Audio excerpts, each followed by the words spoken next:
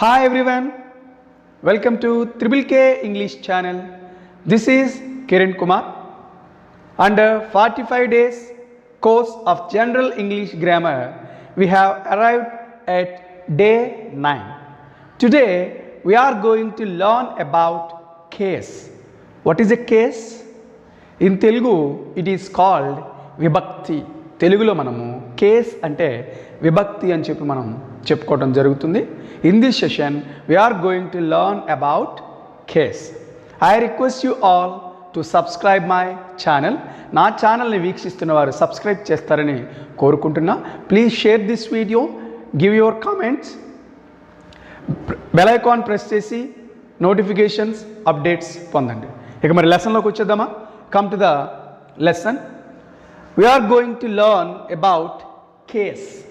Yes, we have just discussed case is nothing but in Telugu it is called Vibhakti. Telugulo manam case ante Vibhakti అని చెప్పుకోవడం జరుగుతుంది. Observe the following. Rahim took Hari's pen. Rahim took Hari's pen. Who does the action here? Rahim. పని ఎవరు చేశారు? Rahim. Which action done by Rahim? Took. Rahim చేసినటువంటి పని ఏంటి? Took. What did Rahim take? What did Rahim take? Rahim took Hari's pen. In case if we close Hari's, now read this sentence. Rahim took pen. Who does the action? Rahim. Which action done by Rahim? Took. What did Rahim take? Pen. So we call it is a subject, we call it is a verb, we call it is an object. Earlier we learned subject, verb and object. First of all, we have to know the relation between subject and verb. We have to know the relation between Rahim and took. Rahim is a subject, verb is a took. Here, Rahim denotes the relation between subject and verb. So it is called subject to case. Here, Rahim is a subject. This word denotes the relation between subject and verb. So, Rahim is subject to case. Next, identify the relation between Rahim and pen. Identify the relation between Rahim and pen. Rahim is a subject because he did the action. What is the relation between object and subject? Here, object is pen. He received the action. An object received the action done by subject. Object అంటే అర్థం ఏంటి? పని ఫలితాన్ని, ఎవరు చేసిన పని ఫలితాన్ని, subject చేసిన పని ఫలితాన్ని పొందుతుంది కాబట్టి దీన్ని ఆబ్జెక్ట్ అంటాం. So it is called an objective case. It is called an objective case. Earlier we learned what is a subject, what is an object. Whenever subject denotes the relation between subject and verb, it is called subjective case. It is called subjective case. Whenever an object denotes the relation between subject and object through verb, it is called an objective case. It is called an objective case. గతంలో subject అంటే ఏంటి, object అంటే ఏంటి మనం తెలుసుకున్నాం. సబ్జెక్ట్ని ఇక్కడ మనము సబ్జెక్ట్కి వర్బ్కి ఉన్న రిలేషన్ని సబ్జెక్టు తెలియచేస్తుంది కాబట్టి దీన్ని సబ్జెక్టివ్ కేస్ అన్నాం. ఆబ్జెక్ట్ అనేది ఆబ్జెక్ట్కి సబ్జెక్ట్కి ఉన్నటువంటి రిలేషన్ని వర్బ్ ద్వారా తెలుసుకోవడం జరుగుతుంది కాబట్టి మనం దీన్ని ఆబ్జెక్టివ్ కేస్ అన్నాం. తెలుగులో 8 రకాలైనటువంటి విభక్తులు ఉంటాయి. ఇంగ్లీష్లో మాత్రం కేవలం 4 రకాలైనటువంటి విభక్తులు ఉంటాయి. అసలు కేస్ అంటే ఏంటి అనేదాన్ని మనము ఇక్కడ గమనిద్దాం. The relation between subject and verb, the relation between subject and object through verb is called a case. ఇక్కడ సబ్జెక్ట్కి వర్బ్కి ఉన్నటువంటి సంబంధాన్ని, ఆబ్జెక్ట్కి సబ్జెక్ట్కి ఉన్నటువంటి సంబంధాన్ని వర్బ్ ద్వారా తెలుసుకోవడాన్ని మనం కేస్ అని చెప్పి మనం చెప్పచ్చు. It is generally 4 kinds. In English, there are 4 kinds of cases. Subjective case, it is also called nominative case. Subjective case, it is also called nominative case. Second one, objective case. Second one, objective case. Third one, possessive or genitive case. Possessive or genitive case. Occasional case. Fourth one, occasional case.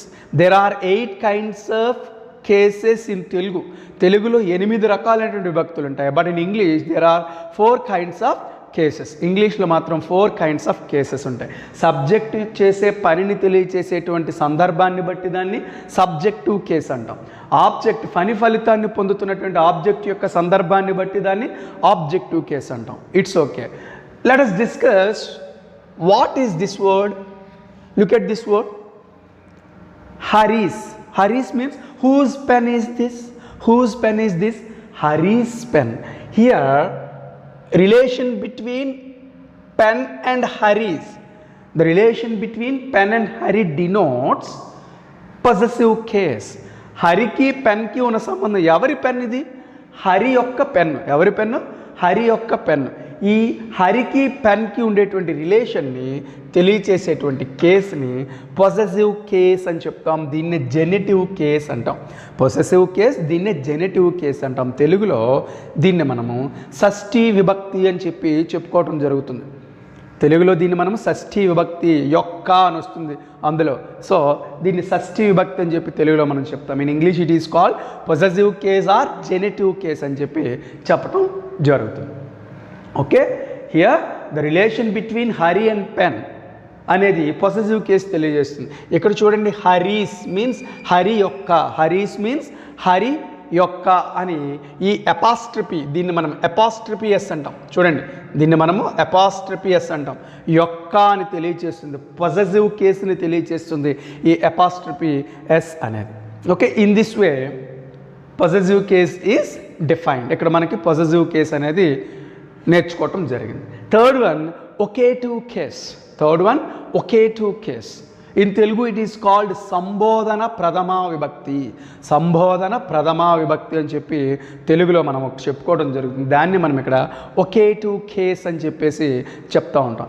ఈ vocative case అనేది by calling names, పేర్లను పిలవటానికి ఈ vocative కేసుని మనము ఉపయోగిస్తూ ఉంటాం. For example, Bobby come here, Raju do it, Sheela go there. ఇక్కడ మనము నేమ్స్ని ఇండికేట్ చేస్తున్నాం. ఎవరినైనా పిలిచి వాళ్ళకి ఒక వర్క్ అసైన్ చేస్తున్నాం మనం.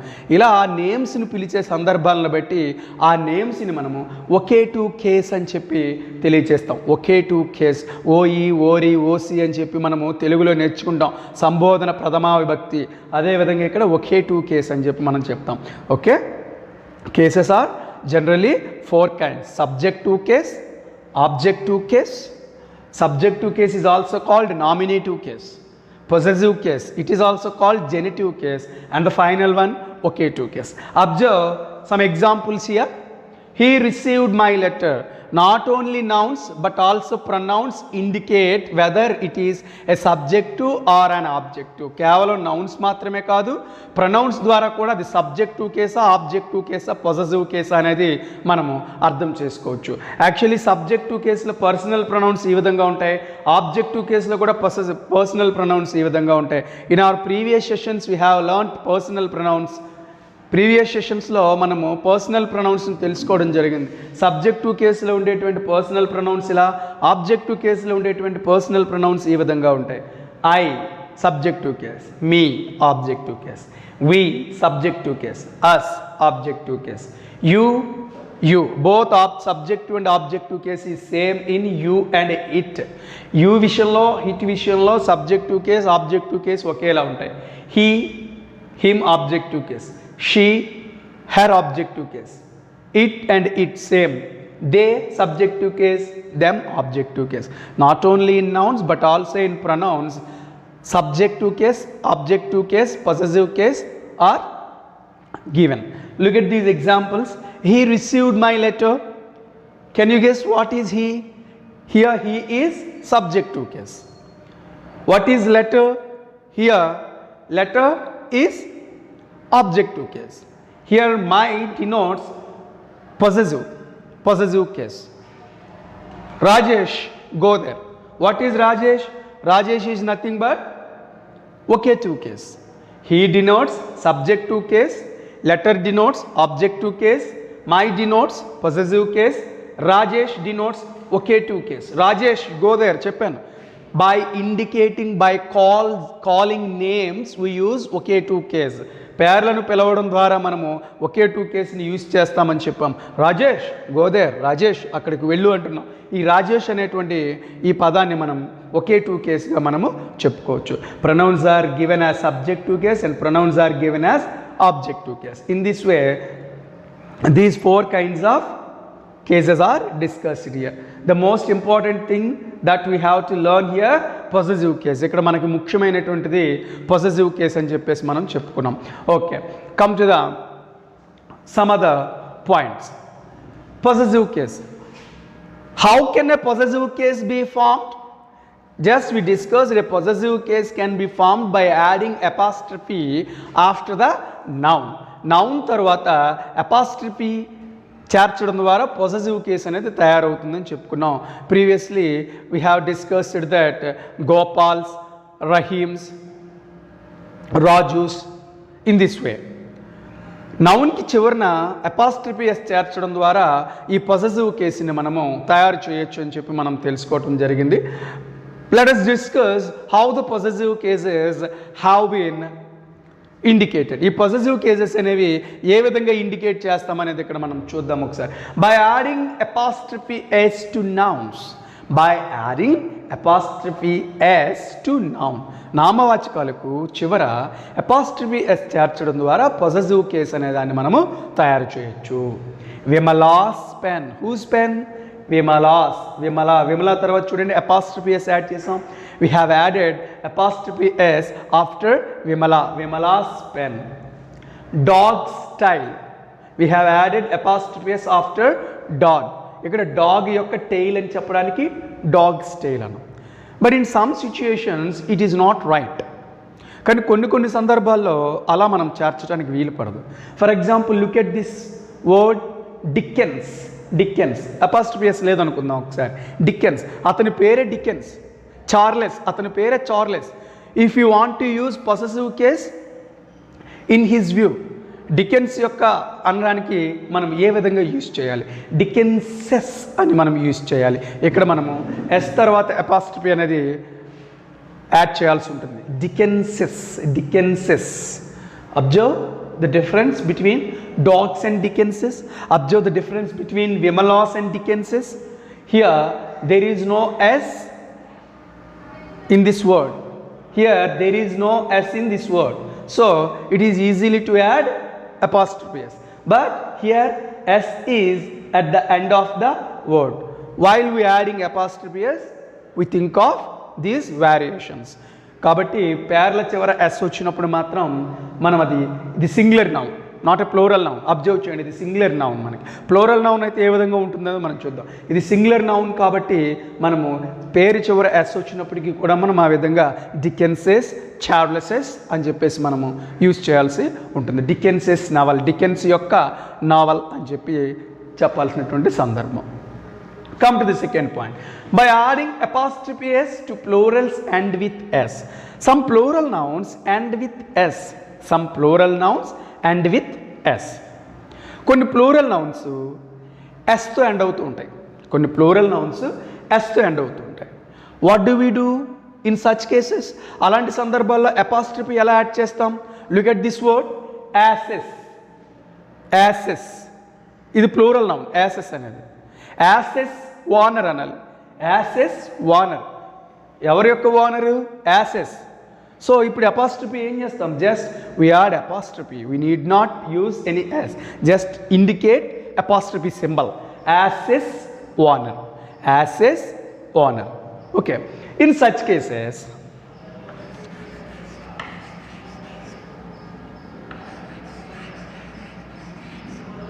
men god, men's god, ఇక్కడ మనుష్యుల యొక్క దేవుడు అన్నారు. Here men is a plural but there is no s here. Here as is, here es is a plural in this word, so we have used apostrophe like this. ఇక్కడ యాసెస్లో ES అనేది ప్లూరల్గా వచ్చింది కాబట్టి apostrophe use చేసినప్పుడు ఈ విధంగా use చేస్తాం. But men అనేది plural noun, ఇక్కడ మనం అపాస్ట్రఫీ యూజ్ చేయాలి. What do we do? No problem, here no problem, like this. Here no problem, men's god, men's god. Okay, by adding apostrophe s to plurals and with s other than s. ప్లూరల్స్లో చివర s e s వచ్చినప్పుడు ఏ విధంగా చేయాలి, లేదా ప్లూరల్స్లో చివర yes లేనప్పుడు ఏ విధంగా మనం చేయాలి అనే దాన్ని ఇక్కడ మనము అబ్జర్వ్ చేయొచ్చు. Come to the next one. Apostrophe s is never added to inanimated things. Apostrophe s is never added to inanimated things. ప్రాణము లేనటువంటి వస్తువులకి ఎప్పుడు కూడా చాలా సందర్భాల్లో అపాస్ట్రఫీ ఎస్ యూజ్ చేయకూడదు. Apostrophe s is never added to inanimated things. ప్రాణము లేనటువంటి వస్తువులకు మనము చివర అపాస్ట్రఫీ ఎస్ యాడ్ చేయకూడదు. Chair's leg, it is completely wrong. Chair's leg ఎందువల్ల? Inanimated thing. ఇక్కడ చైర్కి ప్రాణం లేదు కాబట్టి ఇన్యానిమేటెడ్ థింగ్ అని చెప్పి మనం దీనికి చైర్స్ లెగ్ అని చెప్పి యూజ్ చేయకూడదు. లెగ్ ఆఫ్ ద చైర్ అనాలి, లెగ్ ఆఫ్ ద చైర్ అనాలి. Okay, please remember this point. Come to the next one. Plural compound nouns. Plural compound nouns. What is plural compound noun? Sister-in-law, brother-in-law, daughter-in-law, father-in-law. These are all plural compound nouns. వీటిని మనము plural compound nouns అంటాం.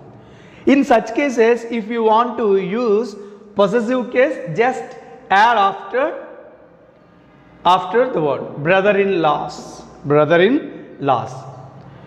We know it is a plural compound noun. It is plural compound noun.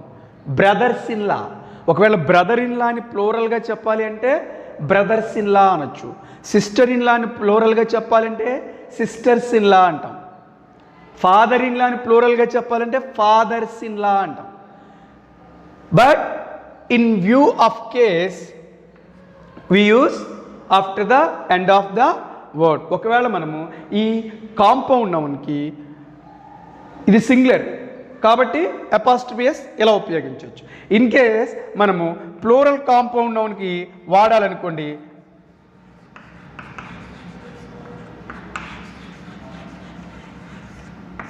Brother in law's, మా బావ యొక్క పుస్తకము అన్నాం. Brother in law's book, singular. ఇక్కడ ఒకవేళ మా బావల యొక్క పుస్తకము అన్నాం. బ్రదర్ ఇన్ లాస్ బుక్, ఇది ప్లూరల్ నౌన్ కాబట్టి అపాస్ట్రఫీ ఎలా యూజ్ చేసాం అబ్జర్వ్ చేయండి. ఇది plural compound noun, brothers in law. దీనికి singular brother in law. Okay, అలా ఉన్నాయండి. In view of case if it is a singular we are after the end of the word. ఒకవేళ singular అనుకోండి apostrophe yes ఇలా use చేస్తాం. ఒకవేళ ఇది plural అనుకోండి అపాస్ట్రఫీ ఎస్ ఈ విధంగా యూజ్ చేయాలి. Okay, in this way the cases are 4 kinds. Subjective case, it is also called nominative case. Objective case, possessive case, it is also called genitive case, and the final one occative case.